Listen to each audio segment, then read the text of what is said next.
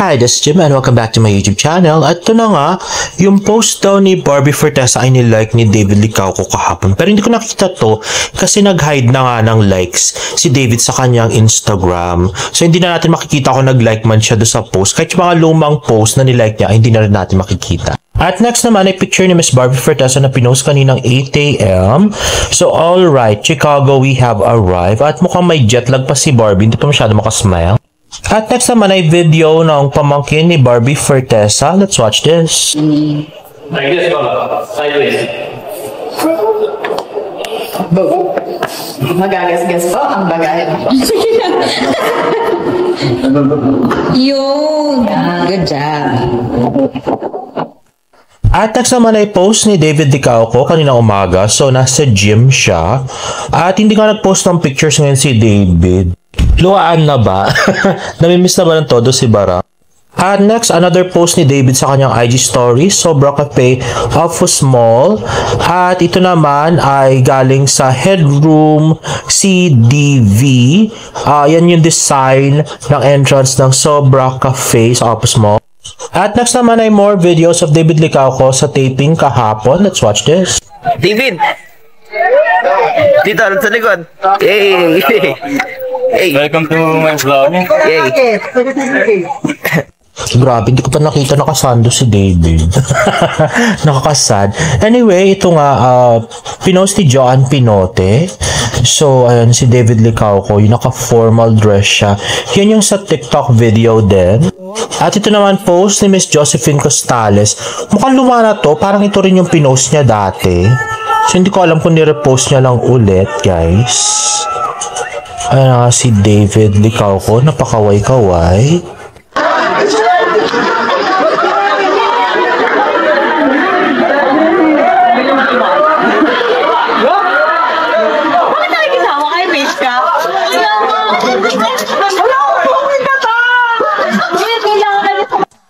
At you know, another video of Mr. David Licauco.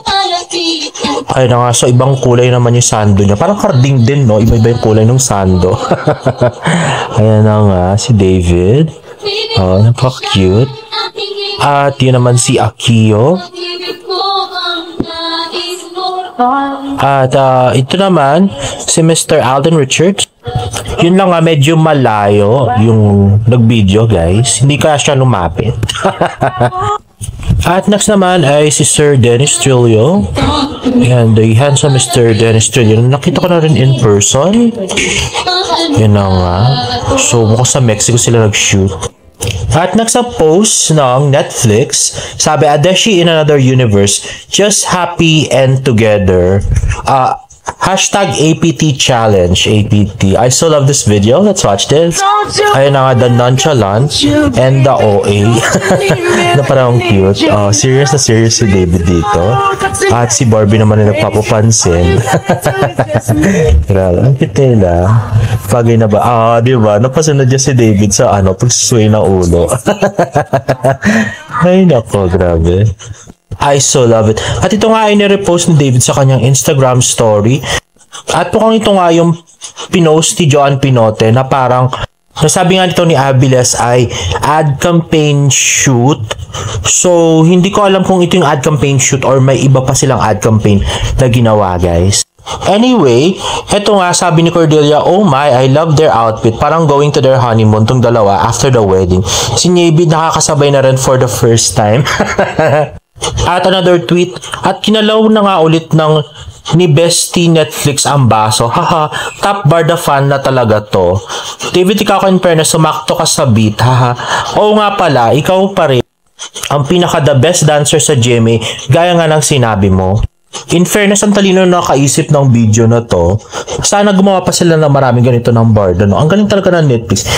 Hindi sila katulad ng GMA na pinapatay yung kilig sa love team. At next nga, nag-change na ng profile pic sa ex si David. At ito nga yung pinalit niya. Bakit ganyan? Yung umiinom ng wine sa Australia yung pinalit niya. Hindi naman kagandahan yung post niya. Mukha ka pa nga problemado dyan. Mukhang lango ka, David. Hay, ewak ba sa'yo? At meron nga ng bash kay David sa Twitter, sabi, asan, di ko ma-cite mga Mars. Sabi naman ni Laban Lenny 2022, bagay lang talaga siyang pang Viva Max ano.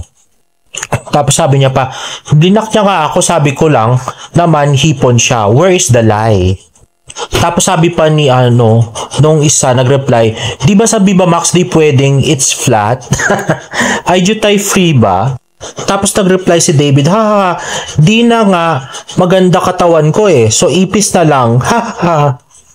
And after that, nagreply pa ulit si David, kulit na mga to, happy Halloween mga mi. At dahil nga dyan, kanina ay nagtrending si Miss Barbie Fortesa at around 8:41. At nagtrending din ang Barda, I think dahil dun sa APT challenge. Grabe talaga yung Barda, they are stronger together. At next naman ay actually nabash ng gusto si Miss Sanya Lopez dahil doon sa mga tanong ni Tito Boy at sagot ni Sanya dun sa about her love scene with Alden Richards. So sa IG meron tayong 201 comments. At ito nga yung ilan sa mga comments, parang atin na ni Alden si Sanya eh. Sabi pa ng isa, feelingera ka, hindi ba maapektuhan ng promotion ng Hello Love Again dito? Ang landi ng babaeng to, parang ate ka na lang ni Alden Richards. Ang tanda mong tignan pag magkasama kayong dalawa, Sanya Lopez. Sabi naman ng isa, seriously, ang bastos lang ng tanong. Katatapos lang ma-interview si Bernardo Cat para mag-promote sa movie nila ni Alden Richards. Tapos ngayon tatanungin, itong starlet na to tungkol sa love scene na ginawa nila ni Alden. Daming pwedeng maitanong, talagang yun pa. Nahalatang sinisira ni Tito Boy ang pag-promote ng movie na Hello Love Again. Intentional ang gawa niya. Tapos meron pang pahabol na sinabi sa huli. Gusto niya ma-turn off ang mga Katden fans. Gusto ni Sanya na sirain ang movie ng Katden. Yang si Boy Abunda naman makakatniel yan, kaya puro yung ex-BF ni Kat ang laging tinatanong kay Kat sa interview. I'm sure may blessing yan ng GMA. Yan lagi na ginagawa kay Alden, pinapabash. Baka kasi kasikatan ni Alden ngayon, kaya ipilit dinidikit ang pangalan ni Sanya, saka ibang-iba po pakikisama ni Alden kay Catherine pag pupunta pa lang sa bahay, tsaka the way si Alden sa family ni Kat. Hays, parang mas kapanipaniwala yung sa Kat din. Yung wala silang chemistry at hindi na great yung Pulang Araw, kaya sumasawsaw na naman siya sa promo ng movie. Sobrang landi at dilulo talaga nitong retokadang to, as if sabi naman ng isa. And another comment, kita nyo ginagawa ni Sanya at Tito Boy, gusto nila masira ang promotions nyo.